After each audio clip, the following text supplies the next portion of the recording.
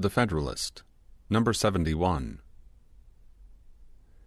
Duration in office has been mentioned as the second requisite to the energy of the executive authority. This has relation to two objects: to the personal firmness of the executive magistrate in the employment of his constitutional powers, and to the stability of the system of administration which may have been adopted under his auspices. With regard to the first, it must be evident that the longer the duration in office, the greater will be the probability of obtaining so important an advantage. It is a general principle of human nature that a man will be interested in whatever he possesses in proportion to the firmness or precariousness of the tenure by which he holds it, will be less attached to what he holds by a momentary or uncertain title than to what he enjoys by a durable or certain title, and of course will be willing to risk more for the sake of the one than for the sake of the other. This remark is not less applicable to a political privilege or honor or trust than to any article of ordinary property. The inference from it is that a man acting in the capacity of chief magistrate, under a consciousness that in a very short time he must lay down his office, will be apt to feel himself too little interested in it to hazard any material censure or perplexity from the independent exertion of his powers, or from encountering the ill humours, however transient, which may happen to prevail, either in a considerable part of the society itself, or even in a predominant faction in the legislative body.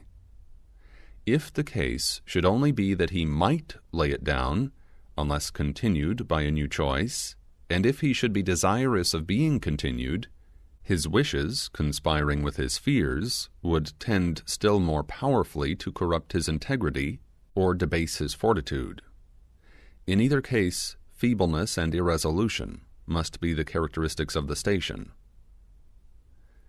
There are some who would be inclined to regard the servile pliancy of the executive to a prevailing current, either in the community or in the legislature, as its best recommendation.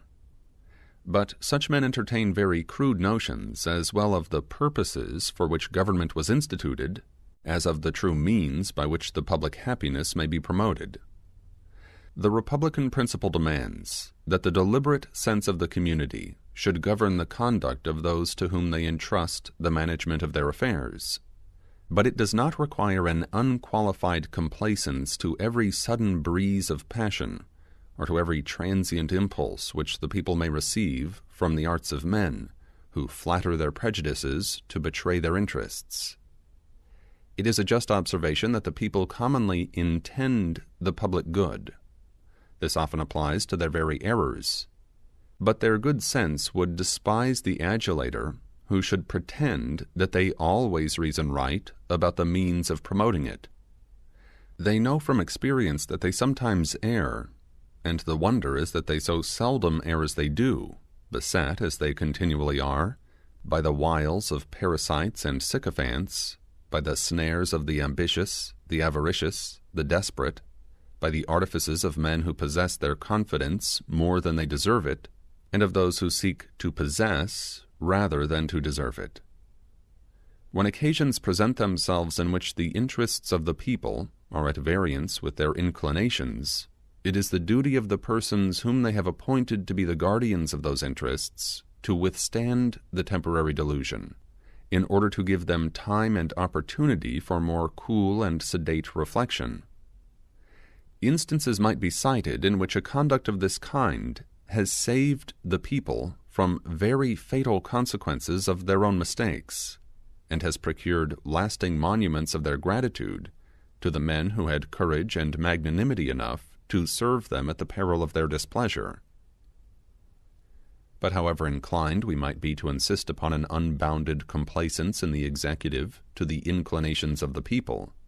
we can with no propriety contend for a like complaisance to the humours of the legislature. The latter may sometimes stand in opposition to the former, and at other times the people may be entirely neutral. In either supposition, it is certainly desirable that the executive should be in a situation to dare to act his own opinion with vigor and decision. The same rule which teaches the propriety of a partition between the various branches of power teaches us likewise that this partition ought to be so contrived as to render the one independent of the other. To what purpose separate the executive or the judiciary from the legislative, if both the executive and the judiciary are so constituted as to be at the absolute devotion of the legislative? Such a separation must be merely nominal, and incapable of producing the ends for which it was established. It is one thing to be subordinate to the laws, and another to be dependent on the legislative body. The first comports with, the last violates, the fundamental principles of good government, and whatever may be the forms of the Constitution, unites all power in the same hands. The tendency of the legislative authority to absorb every other has been fully displayed and illustrated by examples in some preceding numbers. In governments purely republican, this tendency is almost irresistible.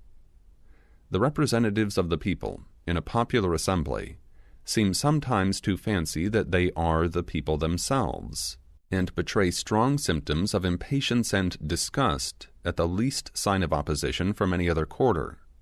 as if the exercise of its rights, by either the executive or judiciary, were a breach of their privilege and an outrage to their dignity. They often appear disposed to exert an imperious control over the other departments, and as they commonly have the people on their side, they always act with such momentum as to make it very difficult for the other members of the government to maintain the balance of the Constitution. It may perhaps be asked how the shortness of the duration in office can affect the independence of the executive on the legislature, unless the one were possessed of the power of appointing or displacing the other. One answer to this inquiry may be drawn from the principle already remarked, that is, from the slender interest a man is apt to take in a short-lived advantage, and the little inducement it affords him to expose himself, on account of it, to any considerable inconvenience or hazard. Another answer, perhaps more obvious, though not more conclusive, will result from the consideration of the influence of the legislative body over the people, which might be employed to prevent the re-election of a man who, by an upright resistance to any sinister project of that body, should have made himself obnoxious to its resentment. It may be asked also whether a duration of 4 years would answer the end proposed, and if it would not, whether a less period, which would at least be recommended by greater security against ambitious designs, would not for that reason be preferable to a longer period,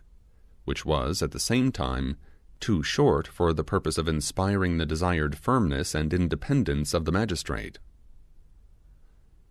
It cannot be affirmed that a duration of 4 years, or any other limited duration, would completely answer the end proposed, but it would contribute towards it in a degree which would have a material influence upon the spirit and character of the government. Between the commencement and termination of such a period, there would always be a considerable interval, in which the prospect of annihilation would be sufficiently remote not to have an improper effect upon the conduct of a man endued with a tolerable portion of fortitude, and in which he might reasonably promise himself that there would be time enough before it arrived to make the community sensible of the propriety of the measures he might incline to pursue. Though it be probable that as he approached the moment when the public were, by a new election, to signify their sense of his conduct, his confidence, and with it his firmness, would decline, yet both the one and the other would derive support from the opportunities which his previous continuance in the station had afforded him, of establishing himself in the esteem and goodwill of his constituents. He might then hazard with safety, in proportion to the proofs he had given of his wisdom and integrity,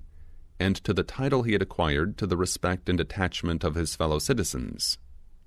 As, on the one hand, a duration of 4 years will contribute to the firmness of the executive in a sufficient degree to render it a very valuable ingredient in the composition, so on the other, it is not enough to justify any alarm for the public liberty. If a British House of Commons, from the most feeble beginnings, from the mere power of assenting or disagreeing to the imposition of a new tax, have by rapid strides reduced the prerogatives of the crown and the privileges of the nobility within the limits they conceived to be compatible with the principles of a free government, while they raised themselves to the rank and consequence of a co-equal branch of the legislature, if they have been able in one instance to abolish both the royalty and the aristocracy, and to overturn all the ancient establishments, as well in the church as state, if they have been able, on a recent occasion, to make the monarch tremble at the prospect of an innovation attempted by them, what would be to be feared from an elective magistrate of 4 years' duration, with the confined authorities of a President of the United States? What but that he might be unequal to the task which the Constitution assigns him? I shall only add that if his duration be such as to leave a doubt of his firmness, that doubt is inconsistent with a jealousy of his encroachments. Publius.